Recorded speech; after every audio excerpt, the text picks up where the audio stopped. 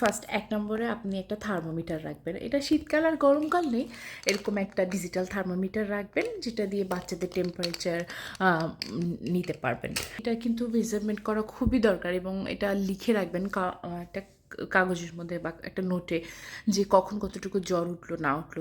যখন ডক্টরের কাছে যাবেন তখন কিন্তু বলাটা তাহলে সহজ হবে। দ্বিতীয়ত এই টাইপের যে ড্রপগুলো আছে এগুলো রাখতে পারেন বাচ্চাদের সর্দি হলে।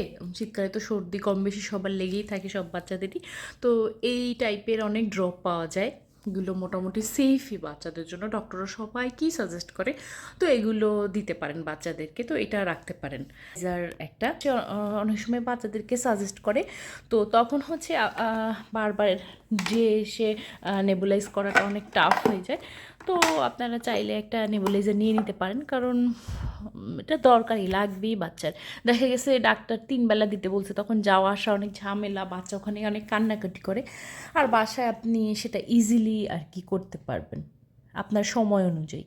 আর একটা জিনিস হচ্ছে যেটাও খুব ইম্পর্ট্যান্ট, বাচ্চাকে কিন্তু কখনোই ঠান্ডা দুধ খাওয়াবেন না। যদি সে ফর্মুলা খেয়ে থাকে, মনে করলেন সে খেলো বা আপনি বানালেন সে পুরোটা খেলো না, তখন ওই দুধটা তো আসলে ফেলে দেওয়া যায় না, আপনি ওটা রেখে দিবেন, পুনরায় গরম করে খাওয়াবেন। এরকম ছোটোখাটো কাপ টাপের মধ্যে, ফ্লাস্কে তো গরম পানি থাকে, ওই গরম পানিটা নিবেন। তারপরে এখানে দুধ শেষ হয়ে গেছে আর কি, দুধ ভর্তি, যদি ঠান্ডা হয়ে যায় ওটাকে এরকম করে দিবেন, গরম হয়ে গেলে, ওয়ার্ম হয়ে গেলে তখন আপনি খাওয়াতে পারবেন।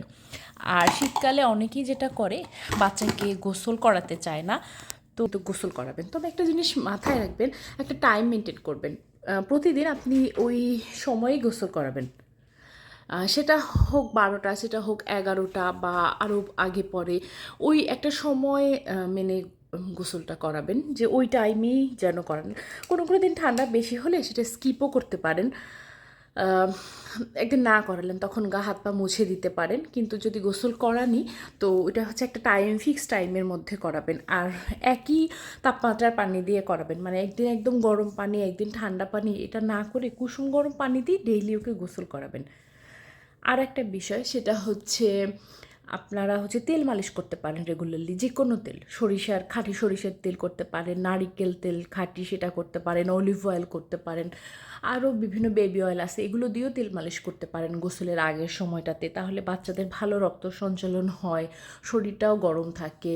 এখন কোনো বাচ্চা যদি অ্যালার্জি হয় বা ওটা না নেয়, সমস্যা হয়, র্যাশ হয়, তাহলে সেটা অ্যাভয়েড করতে পারেন। এটা তো বুঝবেনই কোন বাচ্চা কোনটা নিতে পারলো না পারলো। আর একটা জিনিস, আপনারা হচ্ছে নিয়মিত বাচ্চাটাকে একটু গায়ে রোদ লাগাবেন সকালের দিকে। খুব বেশি যে একদম রোদ গরম ওইটা না, আর চোখে না লাগানোর চেষ্টা করবেন, ওভাবে ওকে রেগুলারলি রোদ লাগাবেন।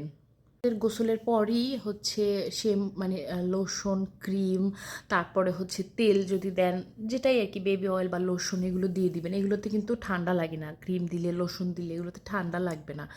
মানে এটা একটা মানে ভুল ধারণাই বলা যায়। বাচ্চাদেরকে শীতকালে আমি যেটা করি, লেয়ার করে পোশাক পরাবেন, মানে পাতলা টাইপের গেঞ্জি, পাতলা টাইপের সোয়েটারগুলো পরাবেন। 2টা পরালেন বা 3টা পরালেন, কিন্তু একটা অনেক ভারী সোয়েটার বা ভারী কিছু পরায়েন না, তাহলে হচ্ছে ও ঘেমে যেতে পারে। আর ওর হচ্ছে গলার নিচে, বগলের নিচে দেখবেন যে ওর টেম্পারেচার কেউ ঘামছে কিনা, এটা একটু চেক করতে হবে বারবার, কারণ অনেক সময় বেশি পোশাক পরলে ওকে ঘেমেও কিন্তু ঠান্ডা লাগতে পারে।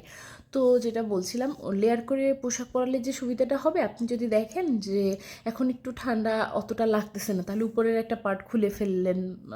কিন্তু যা কিছুই করেন না কেন, বাচ্চাদের ঠান্ডা লাগবেই কম বেশি, কারো ক্ষেত্রে খুব বেশি, কারো ক্ষেত্রে খুব কম। কারণ 2 বছর পর্যন্ত বাচ্চাদের ইমিউনিটি সিস্টেমটা ওই রকম ডেভেলপ হয় না। তো আপনি যতই কেয়ার করেন, যতই যত্ন করেন, ঠান্ডা লাগবে, এটা মেনে নেবেন।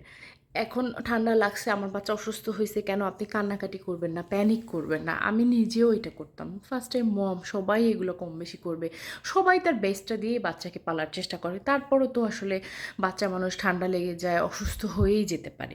তো সেক্ষেত্রে কী করবেন, মানে ঘরোয়া কোনো পদ্ধতিতে যাবেন না, আপনি হচ্ছে অবশ্যই বিশেষজ্ঞ ডাক্তারের কাছে যাবেন। এখন আপনার অনেকেই আমি দেখি যে আসলে ঘরে বসে ট্রিটমেন্ট করতে চান, এভাবে না করে স্থানীয় যে হাসপাতাল আছে, উপজেলা হেলথ কমপ্লেক্স, ও সবগুলোতেই কিন্তু শিশু কর্নার থাকে, হসপিটাল থাকে, ওইখানে বাচ্চাকে নিয়ে যাবেন।